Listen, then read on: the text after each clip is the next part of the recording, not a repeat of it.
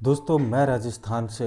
आप हमारी वीडियो कहाँ से देख रहे हैं, अपनी सिटी का नाम हमें कमेंट करके ज़रूर बताना है। दोस्तों आज की जो हम आपको सच्ची कहानी सुनाने वाले हैं, आपसे लोगों से रिक्वेस्ट रहेगी कि कहानी अंत तक ज़रूर देखिएगा। तो कहानी की शुरुआत होती है हरियाणा से। हरियाणा में एक ज़िला पड़ता है और उसी ज़िले के अंदर एक गाँव आता है और वही गांव में रहने वाला होता है एक सतीश नाम का किसान, जिनके पास मात्र 3 एकड़ ज़मीन होती है। और इसकी जो 3 एकड़ ज़मीन थी, इसमें इतनी इनकम नहीं होती थी वह जो घर का पूरा परिवार है जो चला सके।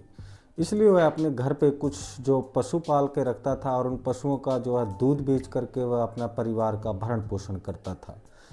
दोस्तों सतीश के परिवार की बात करें तो हम उनके परिवार में उनकी बहू होती है और दोस्तों उनकी एक जो है पोती होती है, जिसकी अभी तक जो है 11वीं क्लास की पढ़ाई करती थी और फिलहाल उसने जो पढ़ाई है वो भी छोड़ दी थी। घर पर जो उनकी माँ है और उनकी माँ घर में ही कामकाज में हाथ बटाया करती थी। और दोस्तों जो उनकी पत्नी थी, उनका जो है पति नहीं था, यानी कि उनका 3-4 साल पहले अचानक एक कार एक्सीडेंट में जो है मौत हो जाती है।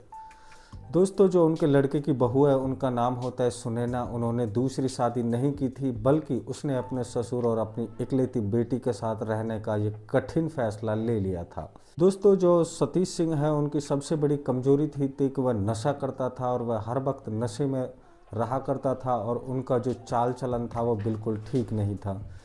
दोस्तों जब घर खर्च है जो वही अच्छे से नहीं चला पा रहा था, तो दोस्तों जो सुनैना होती है वो उन्हें काफ़ी जो परेशानी का सामना करना पड़ता था। दोस्तों घर खर्च चलाने के लिए उसे एक दिन अपनी बेटी के साथ मिल करके एक प्लान बनाती है और वह सोचती है कि जो गांव में ही एक किराने की एक छोटी सी दुकान खोल लेनी चाहिए। लेकिन किराने की दुकान खोलने में तकरीबन जो है 1 से 1.5 लाख रुपए का खर्च आता है। इसलिए सुनैना इसके बारे में अपने ससुर से जो है बातचीत करती है।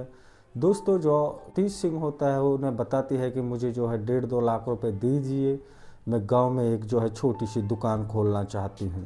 दोस्तों जो सतीश होता है अपनी बहू से कहता है कि बहू मेरे पास तो इतने पैसे नहीं हैं, मैं मुश्किल से आपके लिए जो है 1 लाख 1.5 लाख के आसपास कर पाऊंगा।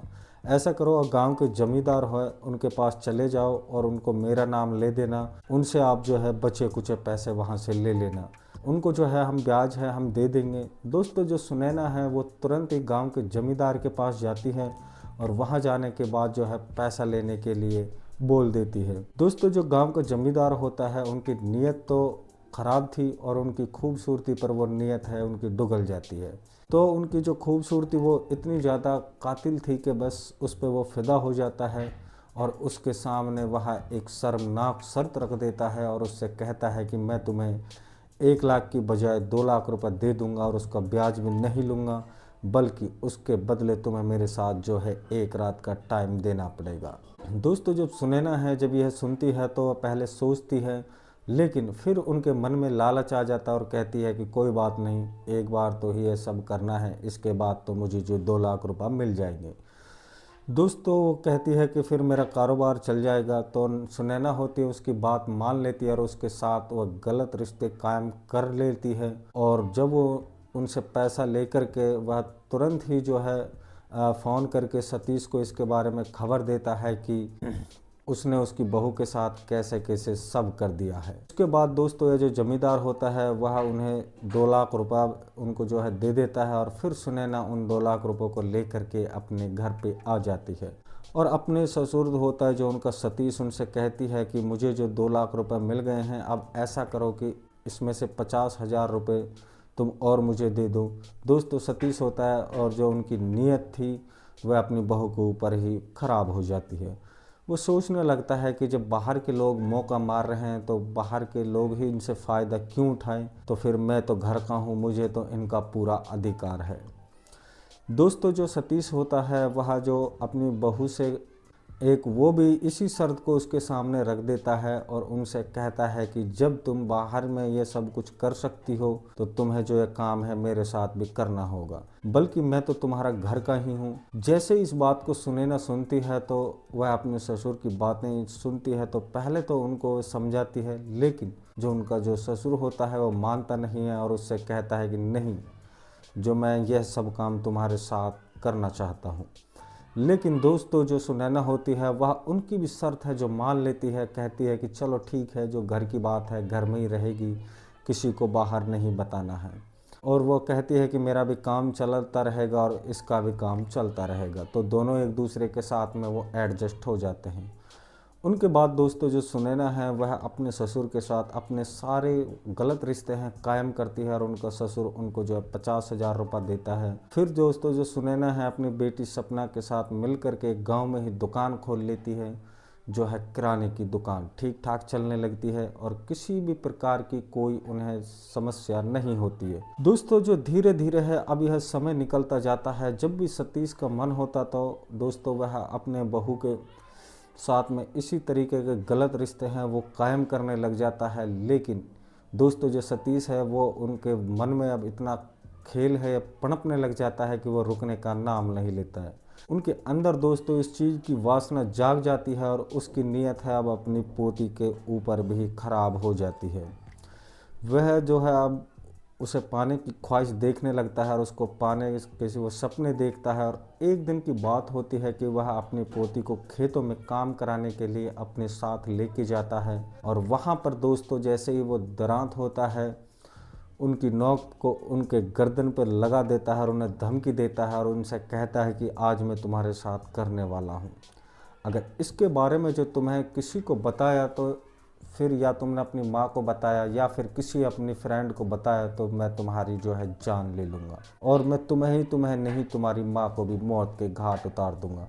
दोस्तों जो उनकी पोती होती है वो डर जाती है और वह उनका कोई विरोध नहीं करती है। उनके बाद जो सतीश होता है वह अपने ही रिश्ते पोती के साथ में वो सब गलत रिश्ते कायम करता है और यह सब करने के बाद उसे घर लेकर आता है और वह रोज़ अब वो उनको खेतों में काम करने के लिए ले जाता था और उसके साथ वहीं पे वही गलत रिश्ते कायम करता था। इसी तरीके से दोस्तों समय निकल जाता है तकरीबन 3 महीने का और समय आ जाता है दोस्तों 15 जनवरी 2026। अचानक से जो दोस्तों उनकी पोती है उनकी तबीयत खराब हो जाती है, यानी उन्हें जो उल्टियों पे उल्टियाँ लगती है और चक्कर आते हैं। उनके बाद जो उनकी माँ होती है सुनैना, वह उन्हें शहर के एक बड़े अच्छे खासे हॉस्पिटल में लेके जाती है और उनकी जो वहाँ पर वो रिपोर्ट यानी जांच कराती है तो वहाँ रिपोर्ट में आता है जो उनकी बेटी है वह प्रेग्नेंट है। दोस्तों जैसे ही सुनैना को यह बात का पता चलता है तो उनके पैरों तले ज़मीन खिसक जाती है और उनका भी सर चकराने आता है। उसके बाद वह अपने बेटी को घर लेके आती है और उनकी जब वह मारपीट करती है और उनसे कड़ी पूछताछ करती है तो वह अपनी पूरी सच्चाई है जो अपनी माँ को बता देती है। और उसके बाद उनका जो दादा है उनके साथ जो दरिंदगी की है यह सब वह अपनी माँ को कहानी सच्चाई के साथ में सुना देती है। सुनैना अपने ससुर के बारे में यह जानती है कि उस ससुर ने ही उनकी बेटी के साथ यह सब किया है, तो उसका खून है जो खौल जाता है और वह अब उनसे बदला लेने की ठान लेती है। उसके बाद दोस्तों वह अपनी बेटी के साथ मिलकर एक प्लान बनाती है और सोचती है कि इस जो दरिंदे को अब रास्ते से हटाना पड़ेगा, नहीं तो यह आगे चल के हमारे लिए एक बहुत बड़ा नासूर बन जाएगा और बहुत ज़्यादा नुकसानदेह होगा। उसके बाद दोस्तों उसी रात में जो सतीश होता है वो शराब पी के घर आता है और वह अपने कमरे में जाकर सो जाता है। रात के तकरीबन जो है 10 साढ़े 10 बजे का आसपास का समय होता है। उनकी बेटी है जो अब घर में से एक चाकू लाती है और सतीश के कमरे में जाती है। उसके बाद जो है उनके ऊपर ताबड़तोड़ तरीके से हमला कर देती है और हमला इस कदर करती है कि जो सतीश होता है उनकी ऑन द स्पॉट वहीं पे डेथ हो जाती है। अब उनकी जैसे ही मौत होती है तो दोस्तों इस तरीके से तकरीबन जो है 2 से 3 घंटे का समय है जो निकल जाता है। जो सुनैना है वह अपनी बेटी को कहती है कि वह तुरंत नज़दीकी पुलिस स्टेशन पहुंच जाती है और वहां पर जाकर पूरी सच्चाई बता देती है और अपना जुर्म है वो कबूल कर लेती है। उसके बाद पुलिस है जो मौका वारदात पे पहुंचती है और जो सतीश सिंह होते हैं उनके शव को बरामद करके पंचनामा बना के उसे जो है मोर्चरी लाया जाता है।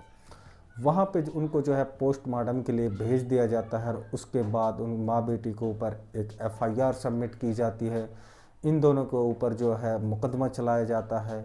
दोस्तों आप लोगों को कमेंट में ज़रूर बताना है कि इसमें उन्होंने गलत किया या सही किया। और दोस्तों, इस कहानी का उद्देश्य हमारा किसी का दिल दुखाने का बिल्कुल भी नहीं था। हम जो भी सुनाते हैं वो सच्चाई सुनाते हैं। और दोस्तों, अगर आप लोगों को यह कहानी पसंद आई हो तो कहानी को लाइक शेयर सब्सक्राइब ज़रूर कर देना है। दोस्तों, आप लोगों से कल फिर मिलते हैं एक नई कहानी के साथ में। तब तक के लिए मैं मिलता हूं आप लोगों से कल। जय हिंद, जय भारत।